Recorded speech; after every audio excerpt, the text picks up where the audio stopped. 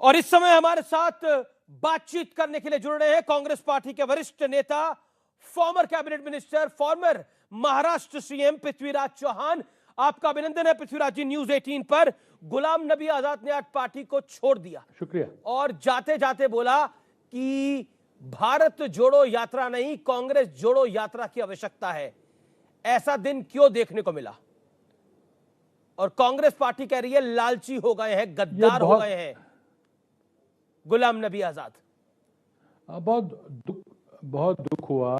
गुलाम नबी आजाद जी ने पार्टी का इस्तीफा दिया है। हमारे बहुत सीनियर साथी थे। हमने यूपीए 1 और 2 के दौरान मंत्रिपरिषद में काम किया है। पार्टी में बहुत जगह हमने साथ काम किया है। पार्टी के बहुत शीर्ष नेता थे। अब हमने 2 साल पहले, ठीक 2 साल पहले, अगस्त 2020 में कुछ मुद्दे उठाए थे। कांग्रेस अध्यक्षा को हमने एक पत्र लिखा था, क्योंकि कांग्रेस प्रेसिडेंट के साथ कोई साक्षात्कार नहीं हो रहा था, प्रत्यक्ष मुलाकात नहीं हो रही थी कोविड के कारण, और उनको अंतरिम अध्यक्ष बने 1 साल हो गया था। जी। और एक लीडरलेस पार्टी बन गई थी, कोई पूर्ण समय तक लेकिन वो तो चिट्ठी लिख रहे हैं कि तो चापलूस कांग्रेस को चला रहे हैं, पीए बॉडीगार्ड पार्टी को चला रहे हैं। आजाद जी के देखिए, गुलाम नबी आजाद जी के चिट्ठी में जो निजी वैयक्तिक टिप्पणियां जो की है, उसके ऊपर मैं बात करूंगा। जो बड़ी बात हमने जो कही थी 2020 में कि कांग्रेस को कोई फुल टाइम अध्यक्ष होना चाहिए, कोई जो वर्किंग कमेटी है उसको चुनावी तरीके से कांग्रेस के संविधान के तहत उसका चुनाव हो, जो पिछले 24 साल में नहीं हुआ है, और जो हमारी लगातार एक के बाद एक हार हो रही थी उसके कुछ बारे में कुछ सोच की जाए, चिंतन किया जाए जी, और उसके लिए एक बैठक की जाए, ताकि ये बातें हमने कही थी। उसके बाद 3-4 महीने के बाद कांग्रेस अध्यक्ष हमसे मिली, 5 घंटे हमारी मुलाकात भी हुई। उन्होंने कई सारी बातें मान ली, लेकिन कुछ बात आगे नहीं बढ़ रही थी। कपिल सिब्बल पार्टी छोड़ गए, उन्होंने कहा कोई बदलाव नहीं होगा। गुलाम नबी भी उस नतीजे पर आए थे कि शायद कोई बदलाव नहीं होगा। और जो वहाँ पे एक ग्रुप सा बना हुआ है, वो सभी सीनियर नेताओं के खिलाफ उनको अपमानित करने में लगे थे, उनको हटाने में लगे थे, उनको छुड़वाने में लगे थे। ज्योतिरादित्य गए, जितेंद्र प्रसाद गए, कपिल गए, लेकिन मैं आपको एग्जैक्ट वर्ड जो गुलाम नबी साहब ने चिट्ठी लिखी है, और उस चिट्ठी के अंदर उन्होंने लिखा है कि चाटुकार जो है, चापलूस जो है, वो पार्टी को ड्राइव कर रहे हैं, वो पार्टी को चला रहे हैं। बॉडीगार्ड और पीएस फैसला ले रहे हैं, ओएसडी फैसला ले रहे हैं। इस टिप्पणी पर आपकी राय क्या है? देखिए, मैंने जैसे कहा कि गुलाम नबी आजाद ने जो निजी रूप से कोई टिप्पणियां की है, कोई व्यक्तियों पे टिप्पणी की, उस पर मैं बात नहीं करूंगा। मैंने व्यक्ति पे नहीं, उन्होंने मैं इसको क्लियर कर दूं, नहीं ये गलत चला जाएगा मैसेज, लेकिन उन्होंने ये टिप्पणी पार्टी पे करी है, किसी व्यक्ति पे नहीं करी, उन्होंने पार्टी पे करी है। ये टिप्पणी व्यक्ति पे जो टिप्पणी करी है उसकी मैं बात करूंगा, लेकिन मैं उसके पत्र की नहीं चर्चा करूंगा। मैंने यही कहा कि हम गुलाम नबी आजाद जी के साथ हम सब ने जो पत्र लिखा, उसमें हमने क्या लिखा था कि पार्टी को चुनाव हो, पार्टी का फुल टाइम अध्यक्ष हो, तभी हम मोदी शाह की तानाशाही प्रवृत्ति का मुकाबला कर सकते हैं। और कांग्रेस पार्टी की ऐतिहासिक जिम्मेदारी है कि मोदी शाह के बीजेपी के सामने एक पर्याय उपस्थित करें। लेकिन उसी में तो इसी चिट्ठी में तो लिखा गया पृथ्वीराज जी, इसी चिट्ठी में तो लिखा गया कि जो गुलाम नबी आजाद ने जो चिट्ठी लिखी, इसी चिट्ठी में उन्होंने स्पष्ट रूप से लिखा कि राहुल गांधी ने 2013 से ही सारा सिस्टम ध्वस्त कर दिया था। जो आप बात बोल रहे हैं वही उन्होंने बात बोली कि नेताओं का अपमान हो रहा है, कांग्रेस को बर्बाद करने में अगर किसी का हाथ है तो राहुल गांधी का हाथ है। आप इस बात से कितना सहमत है? देखिए, मैं उस पर नहीं जाना चाहता। मैं यही चाहता हूं, आपकी राय क्या है? कांग्रेस पार्टी के अंदरूनी चुनाव हो। देखिए, हम तो चाहते हैं कि चुनावी तरीके से अगर राहुल गांधी अध्यक्ष बनना चाहे तो कोई आपत्ति नहीं है हमें। नहीं, क्या 2013 से राहुल गांधी की वजह से आज कांग्रेस बर्बाद हो रही है? जो राहुल गांधी की नहीं, वो ठीक है, लेकिन अगर राहुल गांधी की बातों का हम उनको सम्मान करें कि उन्होंने कहा था कि मेरे परिवार से कोई भी कांग्रेस अध्यक्ष नहीं बनेगा।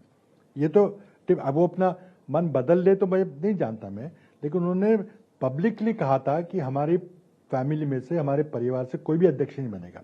अगर गांधी परिवार से कोई अध्यक्ष नहीं बनेगा तो क्या पार्टी लीडरलेस रहेगी, अध्यक्ष बिना चलती रहेगी?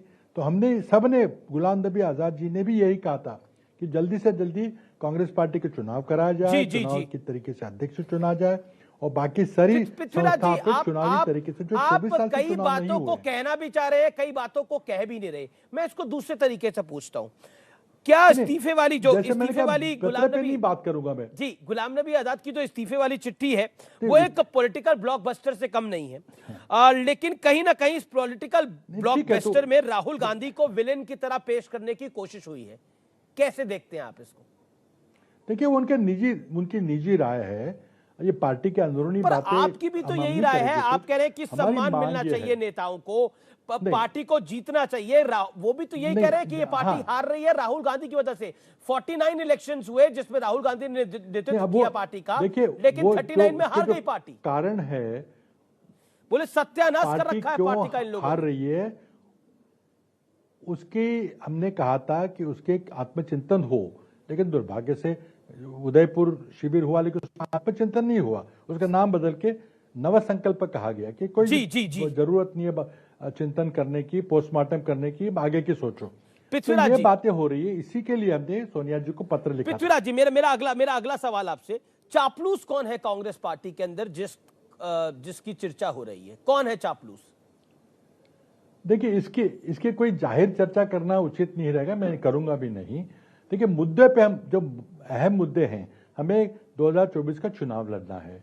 हमारे सामने मोदी शाह का बहुत जबरदस्त एक चुनौती है और उस चुनौती का अगर सामना करना है तो शायद हो सकता है कि कांग्रेस पार्टी अपने बलबूते पे ना कर पाए, फिर से शायद 2024 में वही नतीजा है। इसलिए मेरा मानना है कि कांग्रेस पार्टी एक पूरी देशव्यापी विपक्ष है। लेकिन ऐसे आसार में आपको दिख रहा है क्या नतीजा होगा जब हम देख रहे हैं कि अभी हिमाचल में चुनाव होने वाला है, अभी गुजरात में चुनाव हो रहा है, गुलाम नबी आजाद जैसे सलीके के नेता छोड़कर जा रहे हैं। आपको क्या लगता है कांग्रेस पार्टी किस तरफ जा रही है? पतन की ओर जा रही है या ऊपर की ओर जा रही है? क्योंकि कई कांग्रेस के नेता तो खुश हैं, छोड़ गए गुलाम नबी आजाद। देखिए, जो लोग चाहते हैं कि सीनियर लोग सब चले जाएं ताकि उनकी जगह हमें मिले, वो अपनी सोच है उनकी। लेकिन अगर हम मैं बता देता हूं, मैं आपको बता देता हूं कौन क्या कह रहा है। जिस व्यक्ति को मैं आपको बता देता हूं कि एक नेता, कांग्रेस के वरिष्ठ नेता हैं, सीनियर ही हैं, वो भी ज्यादा जूनियर तो नहीं है, वो कहते हैं कि जिस व्यक्ति को कांग्रेस नेतृत्व ने सबसे अधिक सम्मान दिया, प्रतिष्ठा दी, व्यक्तिगत उन्होंने पार्टी पर व्यक्तिगत आक्रमण किया है, पहले संसद में मोदी के आंसू, फिर पद्म विभूषण, फिर मकान का एक्सटेंशन, ये संयोग नहीं सहयोग है। ये जयराम रमेश कह रहे हैं। वो कह रहे हैं नरेंद्र मोदी ने इनकी तारीफ करी थी, वो रो पड़े थे अपनी बात को कहते कहते। ये सब कुछ जो है वो प्लान्ड है। वो कह रहे हैं मोदी के साथ मिले हुए हैं गुलाम नबी आजाद। देखिए, अगर कोई ऐसी आलोचना करता है तो बचपन ही हालात है। देखिए, आजकल जो नेता है उसमें से एक ही नेता मैं सोच सकता हूं, गुलाम नबी आजाद, जो चुन के आए थे। किसी ने उनको कांग्रेस वर्किंग कमेटी का मेंबर नहीं बनाया था, वो चुन के आए थे। कलकत्ता में और तिरुपति में मेरे सामने चुनाव हुआ था। और जिन लोगों ने कभी चुनाव जिंदगी में लड़ा नहीं है, वो ऐसी टिप्पणी करे, बहुत दुर्भाग्यपूर्ण है। देखिए, आंसू बहाना या किसी विपक्ष के नेता की तारीफ करना, इसको अगर हम उसको हमने एक कॉन्स्पिरेसी कहते हैं तो बहुत दुर्भाग्यपूर्ण है। लेकिन अब मोदी ने तारीफ कर दी तो राहुल जी को बुरा लग गया होगा, उनकी कोठरी को बुरा लग गया होगा, उनकी टीम को बुरा लग गया होगा। देखिए, पॉलिटिक्स अब बदल दिया है, गाली गलौज की पॉलिटिक्स आ गई है, लेकिन वो बहुत दुर्भाग्यपूर्ण है। क्या हम संसद में एक दूसरे का सम्मान नहीं कर सकते? क्या ऐसी परंपरा नहीं रही संसद की? तो नरेंद्र मोदी तो गाली थोड़ी दी नहीं थी, उन्होंने तो तारीफ करी थी कि गुलाम नबी आजाद ने अच्छा काम किया जब गुजरात के लोगों की जान चली गई। लेकिन आज गाली दे रहे हैं आप उनको, आप उनको गाली दे रहे हैं। आज की जो कांग्रेस पार्टी उनको छोड़ने पे गाली दे रही है, वो गलत बात है। क्या उनकी सर्विसेज की छोड़ के गए अपना? वो कह रहे हैं कि एक राज्यसभा सीट के लिए, वो कह रहे हैं कि एक राज्यसभा सीट के लिए छोड़ के चले गए, इनको एक पद नहीं मिला इसलिए छोड़ के चले गए। लालची है गुलाम नबी आजाद, गद्दार है गुलाम नबी आजाद। देखिए, जो कहना है कहने दीजिए। मैंने जो कहा था कि निजी रूप से मुझे बहुत दुख हुआ है कि बहुत शीर्ष नेता हमारे गए हैं। अगर ऐसे नेता छोड़ते रहेंगे तो फिर कौन बचाएगा कांग्रेस को। लेकिन मेरी अभी भी मांग है, अभी भी कांग्रेस पार्टी उभर सकती है अगर कांग्रेस पार्टी अपने संविधान के तहत अगर हमें चुनाव कराएं। Thank you so much Prithviraj Chavan, former CM, veteran Congress leader, thank you so much.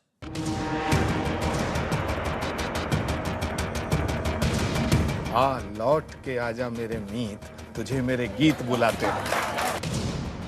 Ghulam Nabi Azad ने जिस अंदाज में कांग्रेस और राहुल गांधी की धज्जियां उड़ाई हैं, उससे कांग्रेस पार्टी की लाचारगी सबके सामने आ गई है, देश के सामने आ गई है।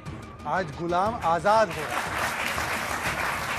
कहां जाने की तैयारी, इस बोलने की आवश्यकता नहीं है। आंसू पार्लियामेंट में ऐसे नहीं बहाए गए थे। मोदी जी ऐसे नहीं रो सकते जब तक उसके पीछे बड़ा षड्यंत्र ना हो। स्वतंत्रता है सबको कांग्रेस का अध्यक्ष का चुनाव लड़ने का। अरे पब्लिक है, सब जानती है, अंदर क्या है बाहर क्या है सब पहचानती है, ये पब्लिक है। आप देख रहे हैं सीएनबीसी आवाज पे टक्कर का शुक्रवार का एडिशन, फ्राइडे का एडिशन, और आज हम